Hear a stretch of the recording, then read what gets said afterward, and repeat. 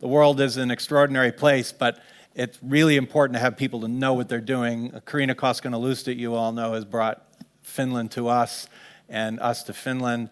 Sten Christian Salavir, whom you met last night, Estonia, Israel, we heard from Avner, Bob Castro, Jitz Applebaum, who's unfortunately not with us today, but he sends his love, Declan and others in Ireland, Panama, Bhutan, all over the world. You two are my Sherpas in the UAE, and I'm eager for you to share a little bit about what's going on there and how you're doing things. So rather than me introducing you, I'd like to ask each of you to briefly introduce yourselves to our Twinians. Najla, we'll start with you. You have a really interesting organization, the Sharjah Entrepreneurship Center. Tell us a little bit about that and how it relates to innovation in the Emirates. That's right. Thank you so much, Robert, first of all, for inviting me to be here at this special institution. And good morning to all of you. Maybe I can start actually before introducing the organization by introducing the city. I think everyone in the room, I assume, knows Abu Dhabi and Dubai. The UAE is made up of 7 emirates or 7 states, Abu Dhabi being the capital, Dubai being the, let's say, commercial hub. And Sharjah is actually known as the capital of art, culture, education, and actually manufacturing in the country. And so back in 2016, our chairperson, Sheikh Abdur Al-Qasimi, realized that we had this critical mass of talent. We have a whole university city based in Sharjah, which hosts around 40,000 students in higher education, studying multiple disciplines, but never really had a platform to start their businesses. And so that was when the Sharjah Entrepreneurship Center was established. And in many ways, when I think about it, the core of the center is similar to proximity. Mm-hmm. The idea is, how can we make venture building or business building accessible to any student or graduate when they want it, how they need it. And that's what we've been working on for the last 7 years, I think, since we began. We've now incubated around 157 to be exact, ventures these are across all industries, primarily tech ventures. And we've supported them in terms of access to investors, access to market, access to talent through the universities, and multiple other ways. These ventures have gone on to raise about $140 million in investment. They've generated over $220 million in revenue. They've created 1,500 jobs. And you know, what we've realized in the process is that, yes, proximity, you know, when you think about it, it's actually quite funny today, because today, when we look at our students, we realize a student or a graduate, we have entrepreneurs of all ages, can literally go online, register their business online in an instant, write their business plan using ChatGPT and other tools in an instant, code using no code in an instant, 3D print their product. The same instance. Can I 3D print my customers too? That would even be better. That would be ideal. That's where we help with the access to market, but that would be ideal. And then, of course, accept payments and so on and so forth. So to the extent possible, we've really democratized access to entrepreneurship and venture building. But you know, the flip side of proximity, and I'll kind of close it off because I know I'm taking a lot of time, but the flip side of proximity is that what we don't want to lose is a sense of community. Yeah. And so what we have done is actually established hubs very close to the students in the universities, at the American University of Sharjah and the University of Sharjah. And so while the journey is customized to each entrepreneur and their needs, we still have that space that brings people together, much like this event today, which no matter what we say, and we've done events online, it's just never the same online as when it is in person. And so we continue to believe in the power of community, and that proximity of having those hubs near the students has made a big difference. And obviously the Sharjah Entrepreneurship Festival, where you spoke in December last year, is our annual convening of entrepreneurs and innovators and stakeholders in the ecosystem to really create more connections through the community as well. Great, thank you, Najla. And I can give a plug for the Entrepreneurship Festival in Sharjah. The energy was exciting, and it really did feel like, as it does in Dubai, that the future is being tried there in so many different ways. So PK, tell us a little bit about, first, how did you end up? You weren't born in Dubai. How did you end up there, and why did you stay? So I'm an accidental, UAE resident. I call myself an Emirati now. Of the 29 years that I've been there, this is my 29th year. I came there for a year. I just wanted to be close to, I was born in India. US was too far at that time. And I wanted to be close to India due to personal reasons. So I thought Dubai was a good place, well connected. And I could actually hop onto India and not be in India. Because India was, at that time, the socialist republic, as you remember. Yeah. And came there for a year, and the buzz that you talk about was still there. It did have the seed there, which kept me there. I never went back to California where I started, which is very unusual. A 24, 25-year-old kid goes to California, doesn't come from there. Yeah. And I ended up leaving my startup. In fact, I kept working for it, but I left the core there and ended up in Dubai and ended up doing things which made my CV look far better than what it would have been if I'd stayed in the US, and became a bridge in between, the West and this bridge in the, Dubai or UAE in the middle, and then the whole Asia opportunity. India became the biggest opportunity for me, in the sense you could watch it around the corner. You could go there in 2 hours and go to any city that you wanted. And today there are a lot of Indians that have homes in Dubai or More so, are there on a and regular basis. getting bigger, and that's a different discussion altogether. Why? Yes. But truthfully, the point I was making was that there was foresight even then, and there was a realization that they had to build something which, in my opinion, the word proximity defines the best. Is they don't invent anything. They consume far little of what they actually pass through. But at the same time, they become a very important part in anything becoming successful. So we've got VCs out here. They would know that it's important to have good, talented founders.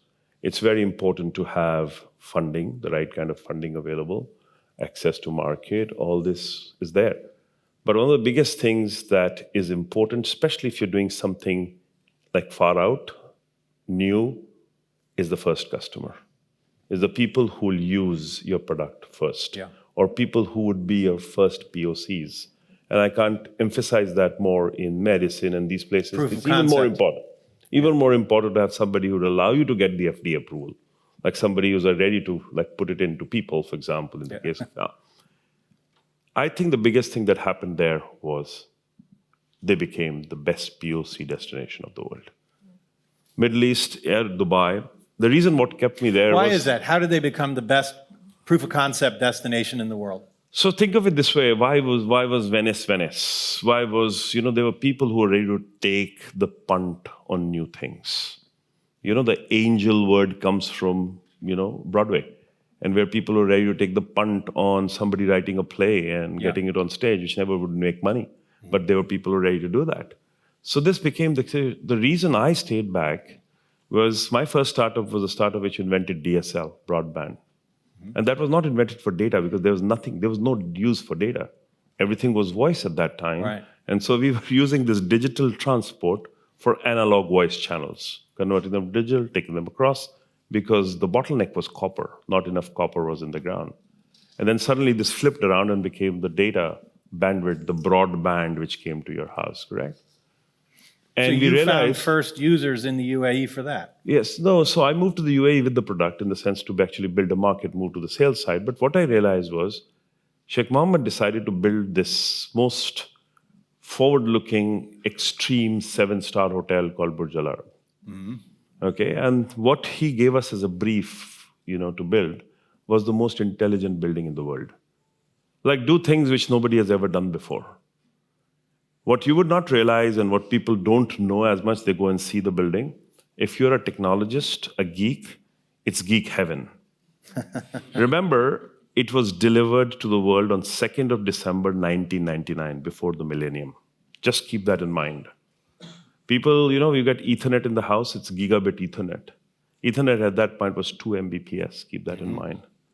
And one of the briefs that he wanted, one of the products that he wanted us to build was video on demand, which is streaming or Netflix that you see.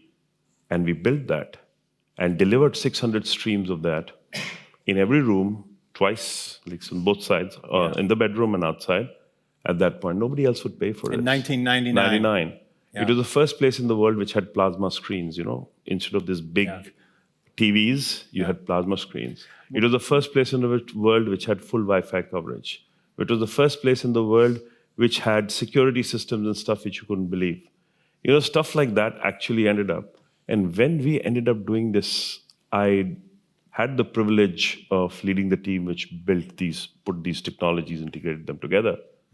There was nothing like that to put on your CV anywhere in the world.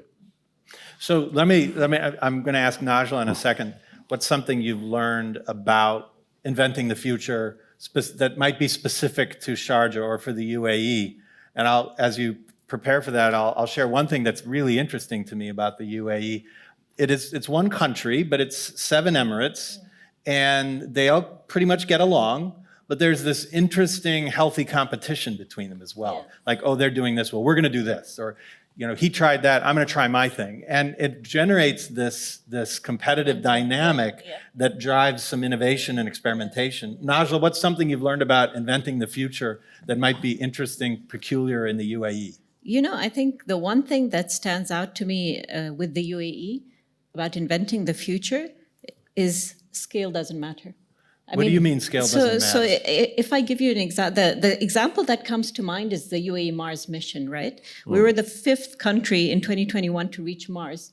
The other 4 countries, the USA, Russia, China, India, we're a small country of a population 10 million. You've got India, China, over 1 billion people. Including pets, probably. Global ambitions, size no people longer. And pets. So size no longer matters, and I think that's huge. We're no longer looking just to countries like the U.S. or China for innovation. That innovation is now democratized and can come out from anywhere. So I think that's one big learning. And maybe the second learning, which again, some of you in the audience may know, I said it's a population of 10 million people. What many people don't realize is that almost 90% of that population are non-UAE citizens, non-Emirati. And so it's a country of diversity, it's a country of inclusion, and a country of tolerance and celebration of new ideas, as PK was saying. And I think that's played a big role as well. It's home to over 200 nationalities. Wow. And it really is a place where, irrespective of your background, your culture, your nationality, your religion, you can come and be part of an ambitious global dream. Yeah, it's a different system. It's a different set of dynamics and a different feel. It's quite exciting. But what's one significant challenge that you see the UAE, or could be Sharjah or Dubai or any part of the UAE, one significant challenge that UAE faces and thoughts about what we might do about it?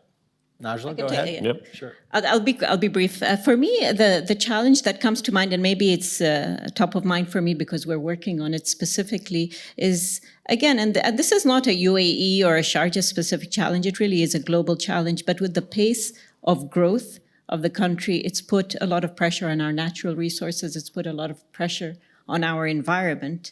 And so sustainability is a big challenge for us. Obviously, the country is aware of this. We're hosting COP28 this year. Sustainability is a key focus for us in Sharjah, actually, and in the Entrepreneurship Center. We've partnered with big corporates like BIA, which is the largest waste management company in the region, as well as real estate developers like the Sharjah Sustainable City, to really incubate sustainable innovations and ventures and have them, again, using the word POC, have them implement those POCs with our partners. So I would say, again, with our growth, has put a lot of pressure on environment, and I think that's one challenge. And anyone here or part of the Twin Network that has these innovations that can support in terms of sustainability, we'd love to meet with them.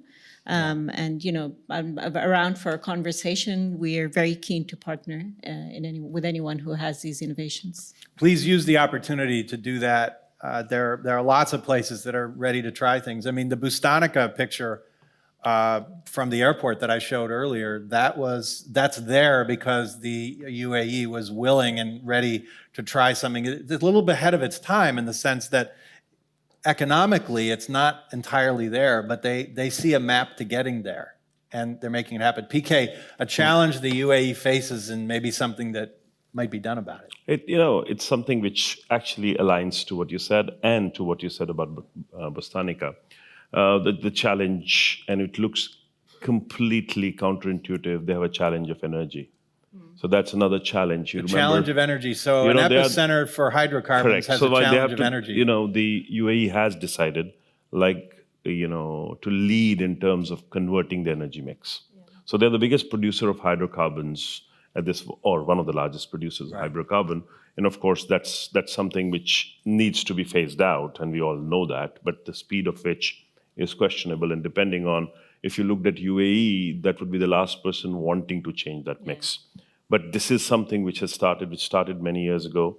So the first nuclear plant, for example, in the UAE came up online 2 years ago, which was unusual. IRENA headquarters came out there for a hydrocarbon-fronted country to actually lead something on that. And by the way, the largest single solar plant in the world actually is in the UAE, the MBR. Something which, even I didn't know living in the UAE. A few years ago, but 4 or 5 years ago, I was at TED, and Al Gore does his climate breakfast there. So we were there, and he walks in there and says, "Hey, I have a big announcement to make today." And this would delight everybody in the audience. And today, we actually crossed, or the parity came in, the solar power parity came in the sense the cost of solar energy has crossed over to the side where it is actually equivalent to or cost of doing that. And guess what he said next? He said, "I just flew in from the Future Energy Summit in Abu Dhabi.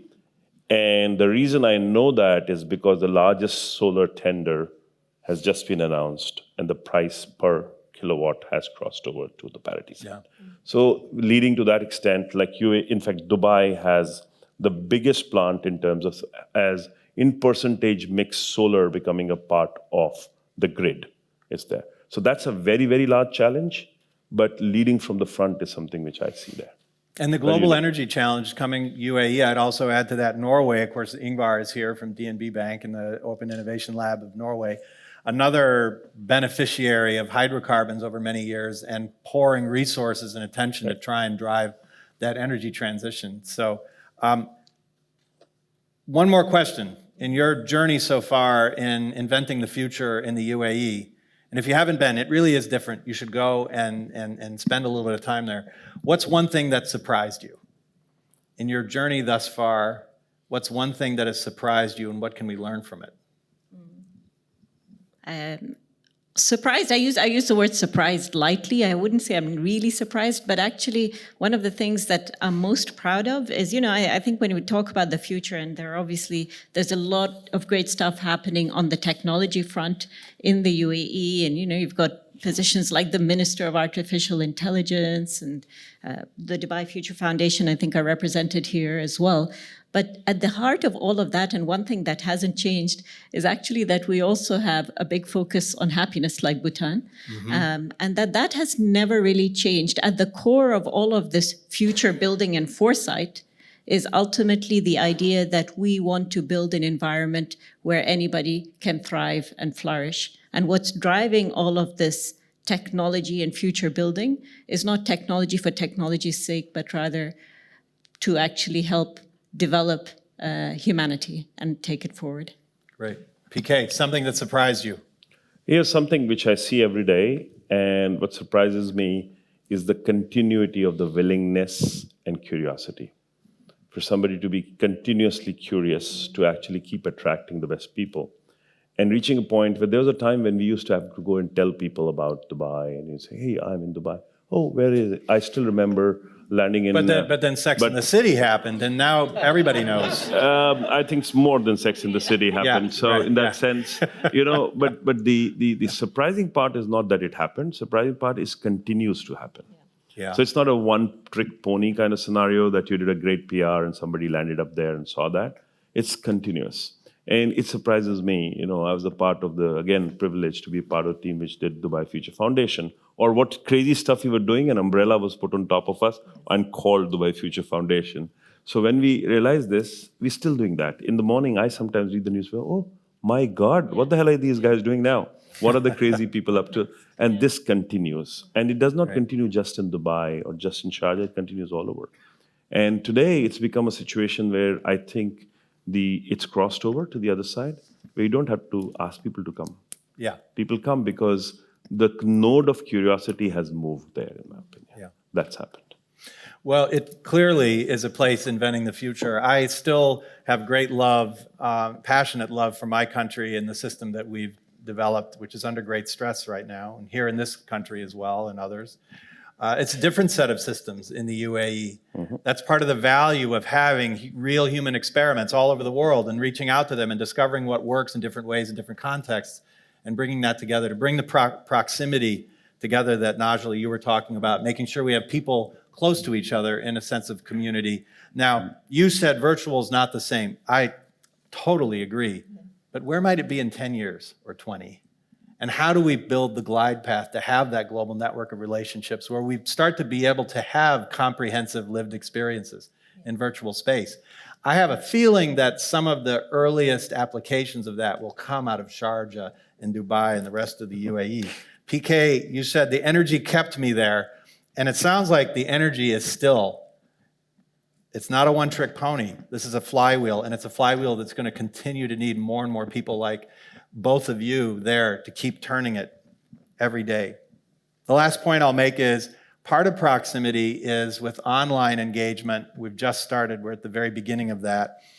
We wonder what this means for physical proximity between human beings. We wonder about connectedness. We'll hear from Dr. Bruce Hood tomorrow about this. There's a concept in sociology called propinquity. Propinquity asserts, and so far this is proven true, that the people who are most important to you in terms of your relationships, your enemies, particularly love relationships, they tend to be most likely from within a very close physical space, people you see on a regular basis. Over the next few decades, that propinquity will transform, and we have no idea what that will mean. PK and Najla, thank you so much. Thank you, Rob. Thank you. Thank you. Thank you so much.